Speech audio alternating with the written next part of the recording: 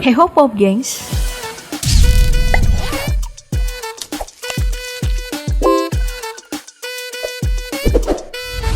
Selebrasi. Ini adalah ritual wajib bagi setiap atlet ketika mencetak sebuah gol atau memenangkan sebuah ajang. Kamu akan melihat setiap ekspresi kebahagiaan mereka ini lewat selebrasi. Tapi kadang, selebrasi yang terlalu dini membawa para atlet justru memperburuk keadaan, mengubah keadaan atau berujung pada kekalahan. Oke, kamu pasti bertanya-tanya, bagaimana bisa sebuah selebrasi justru mengubah keadaan bahkan berujung kekalahan? Baiklah, aku akan menjawab pertanyaan kamu.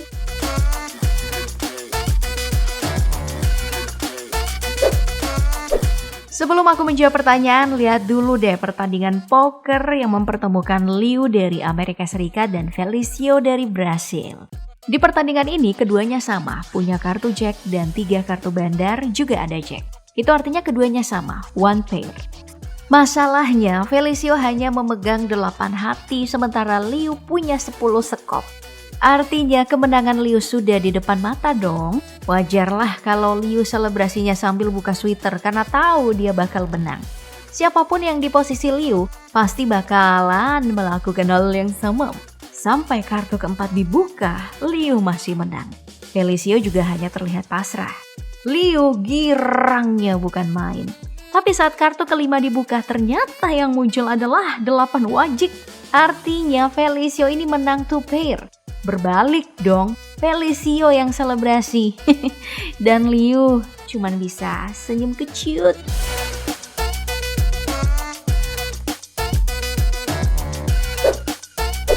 Oke, permainan poker hanya soal keberuntungan. Liu mungkin tidak terlalu kecewa. Tapi beda halnya dengan yang dialami oleh Riccardo Russo di turnamen balap Italian CIV Championship tahun 2012 di sirkuit Mugello. Dalam ajang ini, Riccardo Russo ada di posisi terdepan selama balapan.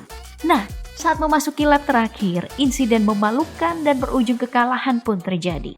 Saat melintasi garis finish, Riccardo ini melambat dan terlihat merayakan kemenangannya. Masalahnya balapan masih menyisakan 1 lap lagi. Dan masalahnya lagi, ia sepertinya belum menyadari itu dan membiarkan pembalap lain melesat melewatinya satu demi satu. Kalian tahu hasilnya? Riccardo yang tadinya berada di urutan pertama akhirnya finish di urutan ke-14. Ini nih yang aku maksud, selebrasi yang berujung pada kekalahan.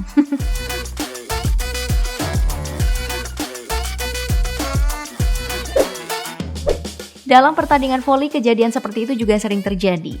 Melakukan selebrasi terlalu dini yang akhirnya justru berujung pada poin lawan.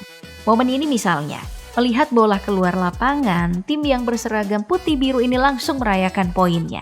Tapi ia tidak sadar kalau pemain lawan menendang bola kembali dan akhirnya bisa dikembalikan yang berujung poin kepada lawan.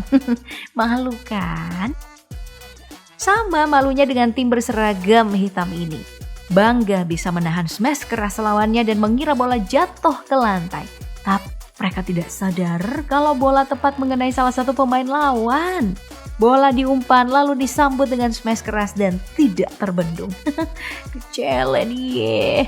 Nah, momen ini juga nih selebrasi sebelum bola mati. Padahal bola yang udah keluar jauh dari lapangan ternyata masih bisa dikembalikan.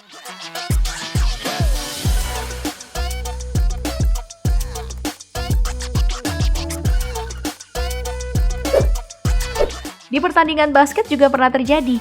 Kalau tadi hanya berujung pada poin lawan, momen ini justru mengubah hasil pertandingan. Saat itu, pertandingan basket internasional mempertemukan antara Partizan dari Serbia dan Cibona dari Kroasia. Di menit-menit terakhir pertandingan, Cibona berhasil mencetak skor dan membuat tim dan penonton bersorak. Masalahnya, waktu belum benar-benar berakhir. Lah, ribet banget ya, belum benar-benar berakhir. Pemain Partizan yang memegang bola langsung menendangkan bola ke arah ring dari jarak setengah lapangan dan menambah skor. Yang lebih parahnya, skor terakhir itu mengubah keadaan dan membuat Partizan meraih gelar juara pada pertandingan basket malam itu. Kita bisa bilang, pertandingan tersebut adalah yang paling sial yang pernah dimainkan oleh Cibona. Yang memalukan adalah selebrasi dari Richarlison. Striker Brasil yang dimainkan sebagai starter saat Tottenham Hotspur ini harus menanggung malu karena selebrasi yang dilakukannya. Di menit-menit akhir laga ia mampu menyontek bola yang datang ke arahnya dan gol. Ia lalu berlari ke arah sudut stadion sambil membuka bajunya. Kesalahan pertama, Richarlison melanggar aturan karena selebrasi dengan membuka baju itu dilarang. Lalu Richarlison pun diganjar kartu kuning. Kemudian kesalahan kedua, ia pun lupa kalau teknologi VAR sudah diberlakukan di Liga Inggris. Dan mau tahu hasilnya? Gol tersebut dinyatakan offside. Padahal Richarlison berharap itu adalah gol pertamanya setelah didatangkan oleh Tottenham Hotspur dengan mahar 900 miliar rupiah.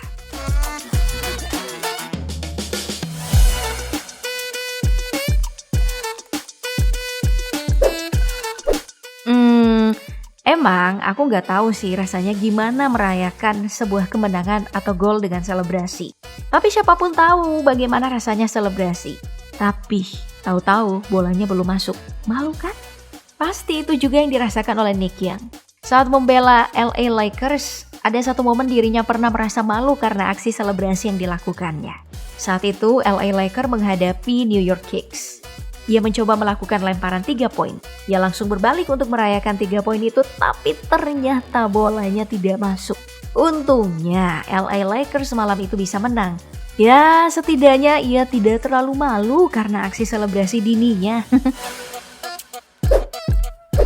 Saat itu Bangkok Sport Club melawan Satri Angthon harus diselesaikan dengan drama adu penalti.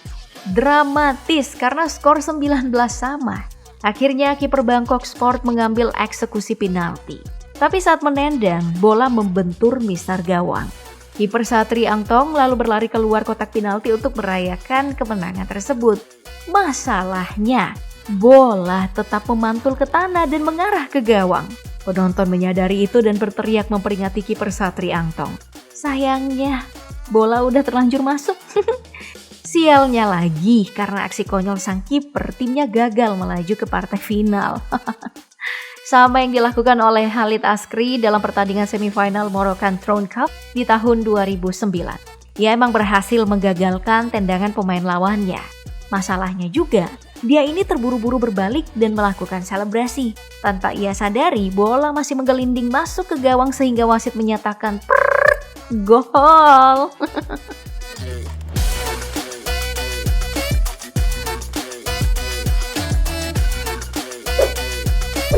Satu pelajaran penting juga diterima oleh Lindsay Jacobelli saat mengikuti Olimpiade musim dingin di Torino pada tahun 2006.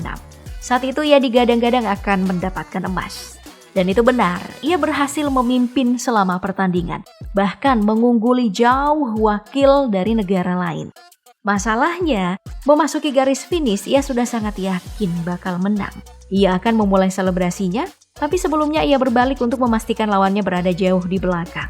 Sayangnya, ia tergelincir dan jatuh ketika akan melewati lompatan terakhirnya. Mencoba untuk segera berdiri, namun ia telah dilewati oleh wakil negara lain. Ia pun harus puas dengan medali peraknya. Duh, sakit banget pasti ya.